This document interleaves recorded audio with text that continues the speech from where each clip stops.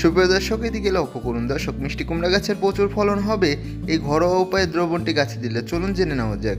শুরুতে আমাদের কিছু পরিমাণ অর্থাৎ 1 লিটার পরিমাণ পানি নিয়ে এর মধ্যে 2 থেকে 3 মুঠো পরিমাণ পেঁয়াজের খোসা দিয়ে এটিকে ভালোভাবে মিশিয়ে নিতে হবে। মিশিয়ে 2-3 দিনের জন্য রেখে দিতে হবে। এবার আলাদা একটি পাত্রে 1 গ্লাস পরিমাণ পানি নিয়ে এর মধ্যে আমাদের 2 থেকে 3 চামচ পরিমাণ চায়ের পাতি নিয়ে নিতে হবে। এবার এটিকে ভালোভাবে নেড়ে 2 থেকে 3 দিন রেখে দিতে হবে। দ্রবণটি প্রস্তুত হয়ে গেলে একটি ছাঁকনির মাধ্যমে ছেঁকে নিতে হবে। ছাঁকা হয়ে গেলে এবার দুটি দ্রবণ একত্রে মিশিয়ে নিতে হবে। এবার এই দ্রবণের মধ্যে আমাদের 1 চামচ পরিমাণ ইপসাম সল্ট দিয়ে দিতে হবে। আর এটিকে ভালোভাবে গুলিয়ে নিয়ে এই দ্রবণটি আরও 2 লিটার পরিমাণ পানির সাথে ভালোভাবে মিশিয়ে নিতে হবে।